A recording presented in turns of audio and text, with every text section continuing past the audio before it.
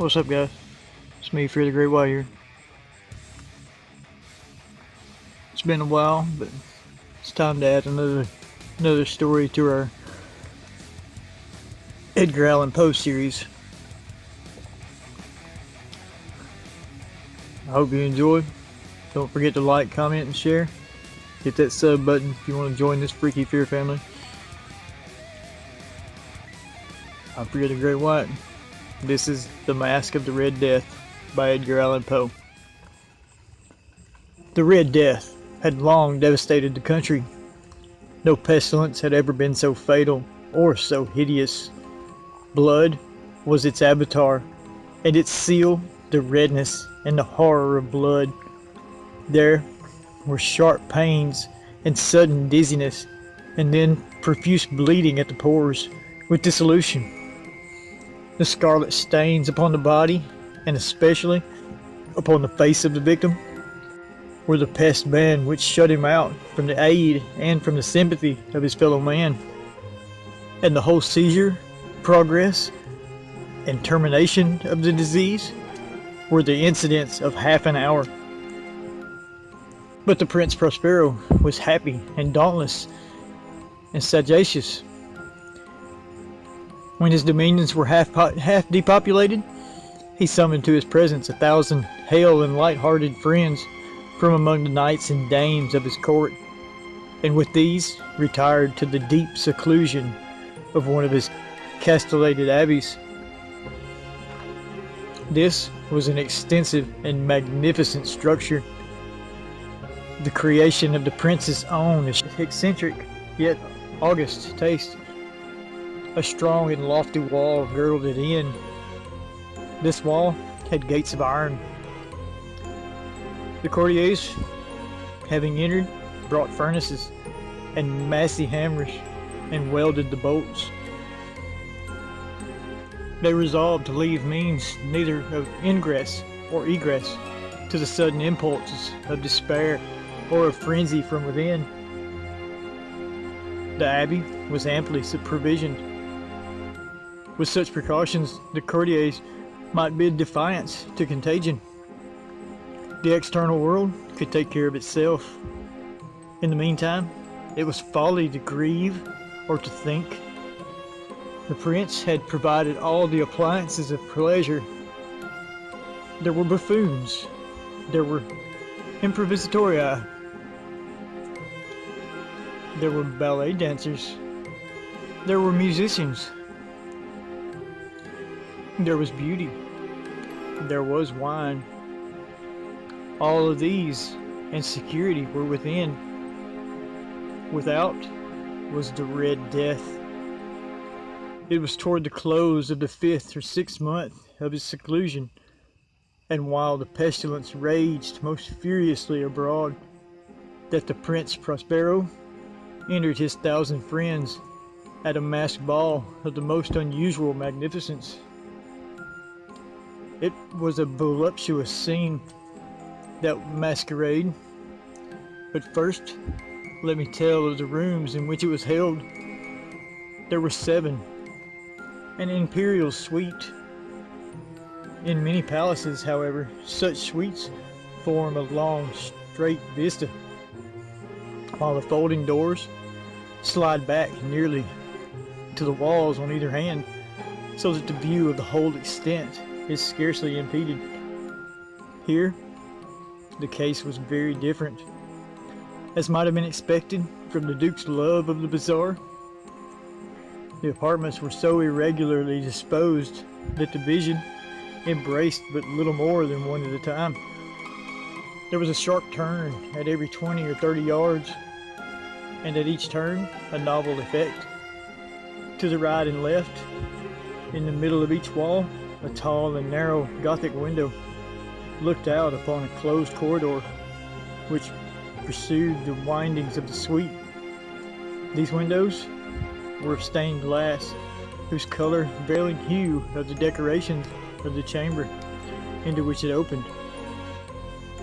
That at the eastern extremity was hung, for example, in blue, and vividly blue were its windows. The second chamber was purple in its ornaments and tapestries, and here the panes were purple.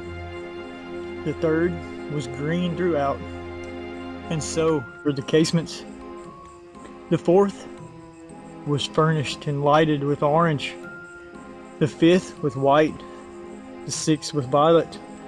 The seventh apartment was closely shrouded in black velvet tapestries that hung all over the ceiling and down the walls, falling in heavy folds upon the carpet of the same material and hue.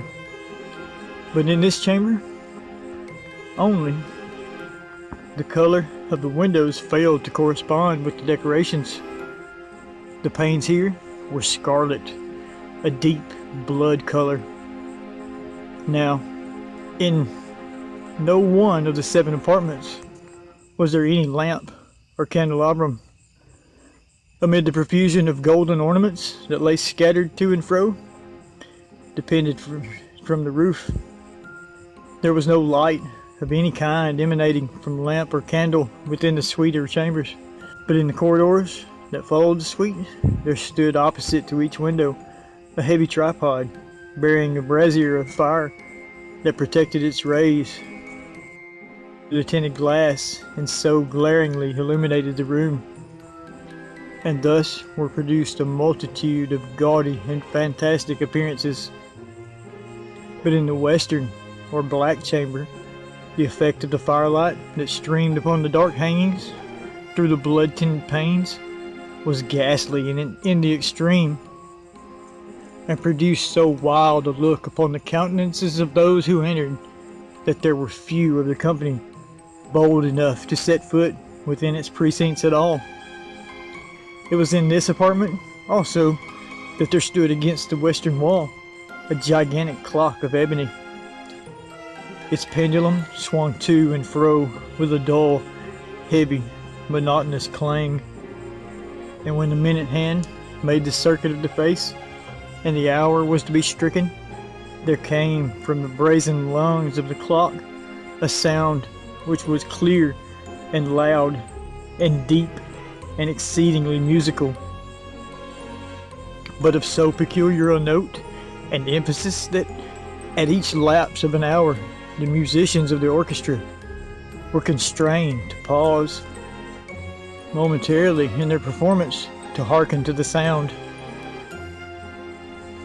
And thus the waltzers perforce ceased their evolutions, and there was a brief disconcert of the whole gay company, and while the chimes of the clock yet rang, it was observed that the giddiest grew pale, and the more aged and sedate passed their hands over their brows as if in confused reverie or meditation.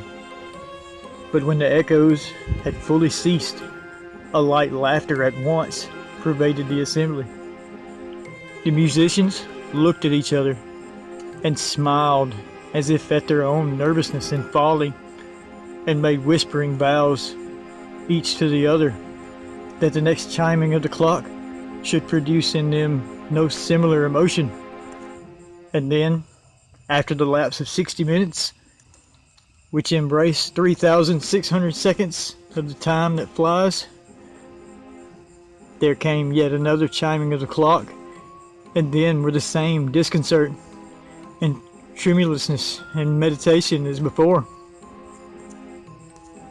But, in spite of these things, it was a gay and magnificent revel. The tastes of the Duke were peculiar. He had a fine eye for colors and effects. He disregarded the decora of mere fashion. His plans were bold and fiery, and his conceptions gloved with barbaric luster. And there are some who would have thought him mad.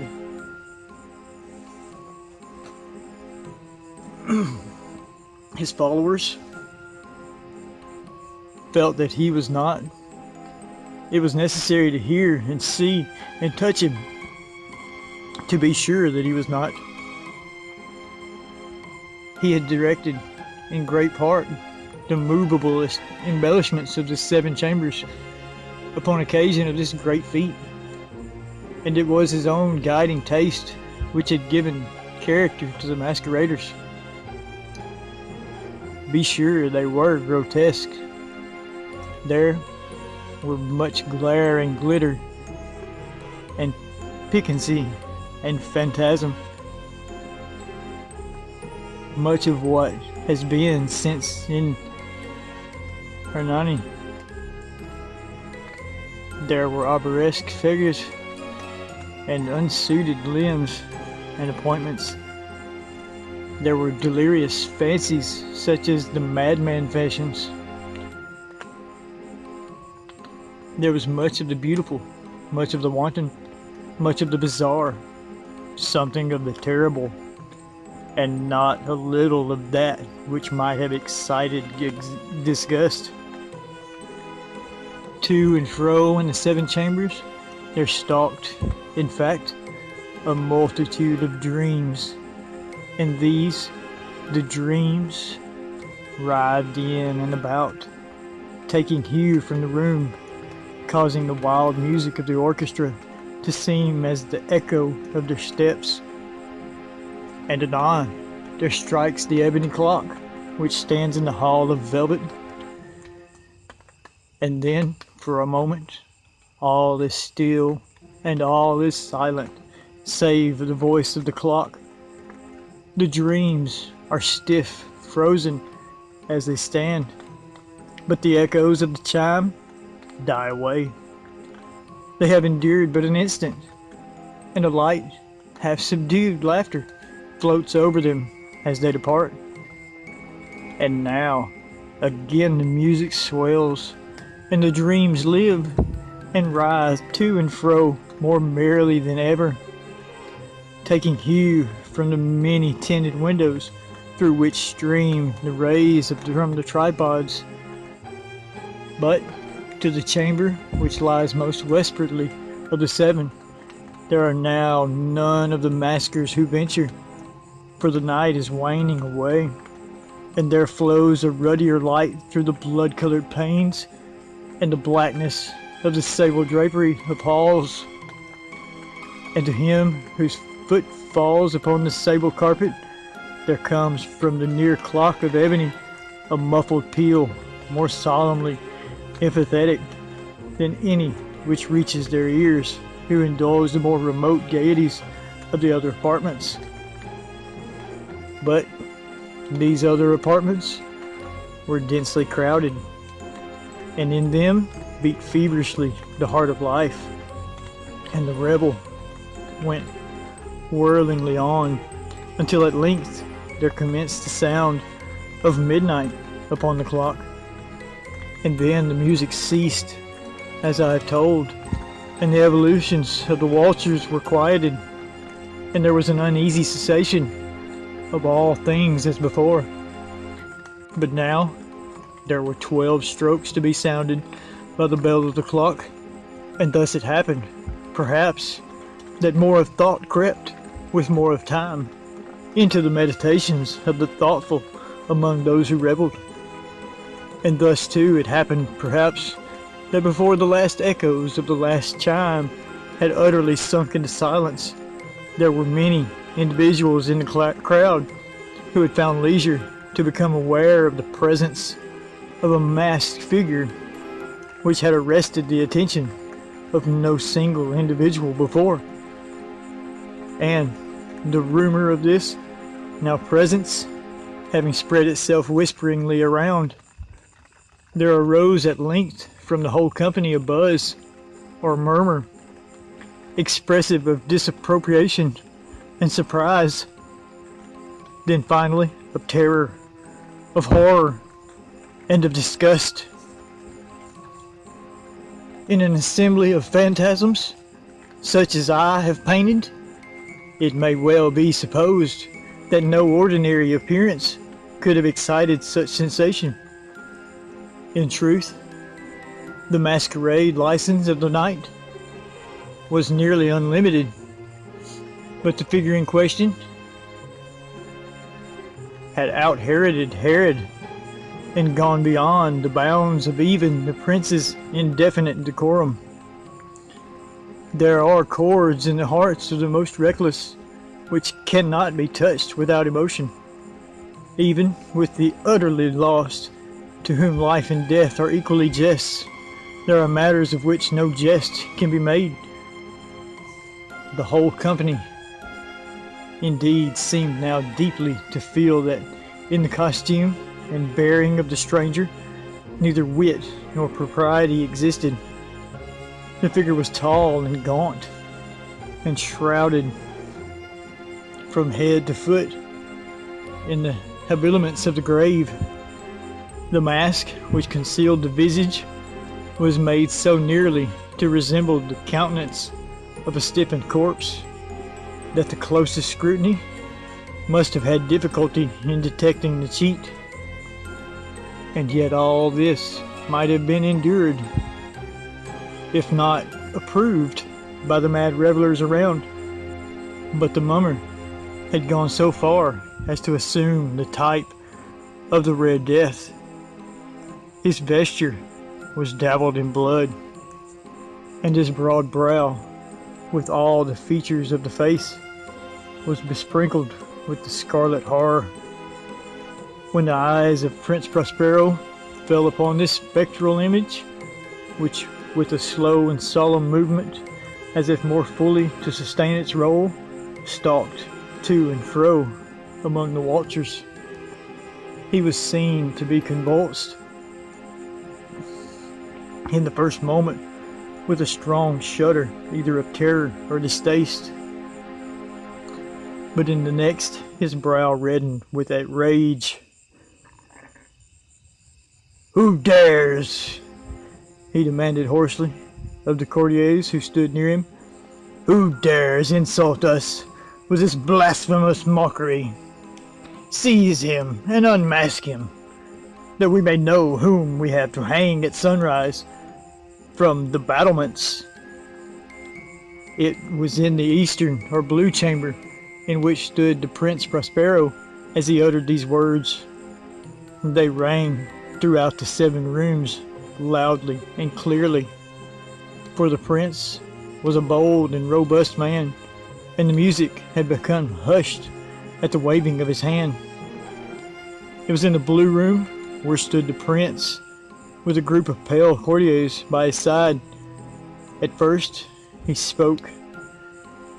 There was a slight rushing movement of this group in the direction of the intruder, who at the moment was also near at hand, and now, with deliberate and stately step, made closer approach to the speaker.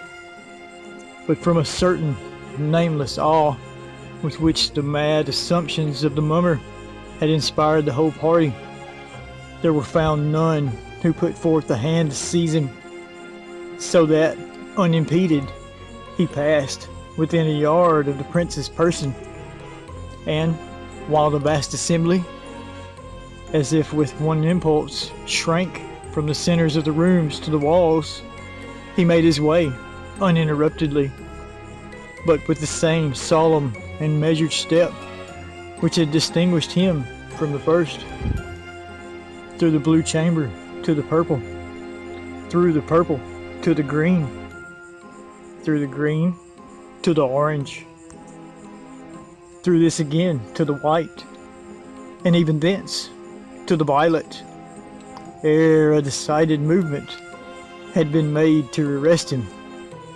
It was then, however, that the Prince Prospero, maddening with rage and the shame of his own momentary cowardice, rushed hurriedly through the 6 chambers, while none followed him on account of a deadly terror that had seized upon all. He bore aloft a drawn dagger, and had approached in rapid impetuously to within 3 or 4 feet of the retreating figure, when the latter, having attained the extremity of the velvet apartment, turned suddenly and confronted his pursuer. There was a sharp cry, and the dagger dropped, gleaming upon the sable carpet, upon which instantly afterwards fell prostrate in death the Prince Prospero. Then, summoning the wild courage of despair, a throng of the revelers at once threw themselves into the black apartment, and seizing the mummer, whose tall figure stood erect and motionless within the shadow of the ebony clock, gasped in unutterable horror at finding grave cerements and corpse-like Masque, which they handled with so violent a rudeness, untenanted by any tangible form. And now was acknowledged the presence of the Red Death. He had come like a thief in the night, and one by one dropped the revelers in the blood-bedewed halls of their revel, and died each in the despairing posture of his fall.